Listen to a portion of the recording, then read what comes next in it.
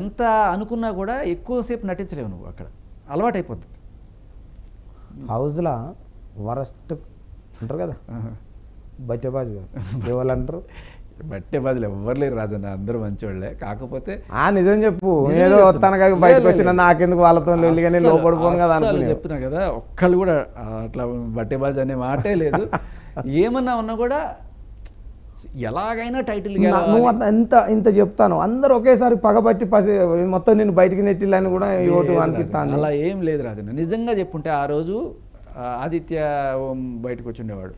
ఎందుకంటే నువ్వు ఆ విషం పోసే ఉన్నది కదా, దాంట్లో కూడా నాకు ఒక్క సోనియానే పోసింది, కానీ ఆదిత్యకి 3-4 పోసారు. ఆ లెక్కన దండలు వేసుకునేది ఇచ్చినా కూడా ఆదిత్యనే బయటకు రావాల్సింది. కానీ నేను ఇంకా నాకు ఉన్నా కూడా ఏమవుతుంది అంటే రాజన్న, ఓపిక తగ్గిపోతుంది, తిండి సరిగ్గా ఉండట్లా, ప్రోటీన్ కూడా లేక ఇంకా ఉన్నా కూడా డల్గా ఆడి ఎందుకు చెడ్డ పేరు తెచ్చుకోవడం, ఉన్న నాళ్ళు మంచిగా ఉన్నాం అట్టే బయటకు వస్తే మంచిదని చెప్పి నాకు ఉన్న పానం పోయేటట్టున్నారు అలా ఉంటే అనుకున్నాను. ఏంది ఏమో మరి, అంటే నేను అడిగింది ఒకటి, వాళ్ళు తర్వాత 2-3 సార్లు అడిగిన. అవును, పోయేటప్పుడు నేను ఇది తింటాయా, మరి ఇది తింటేనే నన్ను చూడుర్రి లేకపోతే లేదని మీరు అడగలేదా? అడిగినా అదే కదా, అడిగినా తర్వాత లోపలికి వచ్చిన తర్వాత కూడా కెమెరా అడిగినా ఒప్పుకున్నారు వాళ్ళు. వచ్చిన తర్వాత మరి ఏదో టాస్క్ అంటే నువ్వు మంచిగా ఆడతలేవనే నీకేదో బువ్వ పంపనట్టున్నది, నువ్వు ఒప్పుకున్నా కూడా పంపలే అంటే దాని వెనక ఏందన్నారు? అంటే ఇది పీకేస్తే వీడు ఎట్లా ఆడతాడు చూద్దాం, ఇప్పుడు దీంట్లో బాధ వస్తుందా, ఏడుపు వస్తుందా, ఆకలి కురుకుతాడా, ఊరికినాం. అన్నం లేకనే బయటకు వచ్చిండు, ఇక వేరే ఏం లేవు కారణాలు. చూసి రాజన్న నేను అన్నమే తినను, అది ఏదో ఇంత దొరికిందల్లా, ఆ దొరికేది కూడా లేదట, ఉన్నోళ్ళు ఎతకపోయిల్లట. అందుకే ఇదంతా ఇంత కథ చూసి లాలా బువ్వ పెడతా రాలి అని చెప్పి ఎండబెట్టిన కథ అక్కడ ఉన్నది. అంతేనా? ఎండబెట్టేశారు రాజన్న, ఎండబెట్టేశారు. నీకు ఎండబెట్టినా కూడా జనాలు మాత్రం మంచిగా చూసుకుంటారు. ఇట్లనే నువ్వు ముందుకు పోతావు. నాకు అర్థమైంది ఏంటంటే నీకు ఇక పెద్ద పెద్ద అవకాశాలు ఇక వస్తానే స్టార్ట్ అవుతున్నాయి. హీరోగానా గుండాగాని లెక్క? గుండెగండ్లా కాగానే మా ఆవిడ నేను గుండెగండి చేసేట్టుంది. డెలివరీకి వెళ్ళే ముందు మొక్కిందంటే బాబు పుట్టాలని చెప్పి మొక్కుంటే వెళ్ళిందంటే, ఏం మొక్క అంటే తిరుపతి వెళ్ళిందంటే, సరే ఈ జుట్టు చూసుకోండి ఇప్పుడే. ఇప్పుడు గుండు కొట్టించుకుంటావు అన్నట్టుగా గుండెగండి అవుతాయి, గుండెగండి వల్ల. అవును, ఆడ దేవుని కాడ గుండె అవుతుంది, నువ్వు బయటకు వచ్చినా గుండగాని అవుతుంది. ఏమో చూద్దాం, ఏదో బతిమాలుకుంటున్నా. శేఖర్ భాష పాటలు కూడా పాడతారట, చిన్న చిన్న అంతే, బాత్రూమ్ పాటలు పాడాలి. మా వాళ్ళు చూతాళ్ళు పాట ఎప్పుడు పాడతారు? ఏం పాట పాడండి? మంచి పాట, నీకు నచ్చిన పాట, నీకు నచ్చిన పాట పాడు. ముసలోనికి నాకేం నస్తే?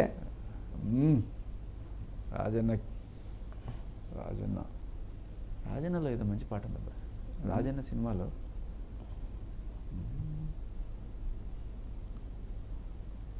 తక్కువ నాకు అట్ట రావు, నువ్వు ఏదో అడుగు చెప్తాను. నీకు నచ్చిన పాట పాడా మనసులో. ఇప్పుడు మీ బాబు పుట్టిను, మీ బాబు పేరు మీద పాడు, మంచిది ఒకటి జోలపాట పాడు. ఇప్పుడు ఆయన వెళ్ళి మంచిగా పడుకుంటాడు ఇంటికాడ, లేకపోతే మంచి నీకు ఉన్నారు కదా ఇంట్లో చూసుకొని ఆలోచించి పాట ఒకటి. బాబు గురించి పాడదామా? బాబు కోసం పాట పాడు. బాబు గురించి పాట పాడతాళ్ళు. సో బాగా ఆలోచిస్తాడు సారు, ఏం మాట్లాడతాడో చూద్దాం. ఇప్పుడు ఏం పాట పాడతాడో పాడాలి. ఇక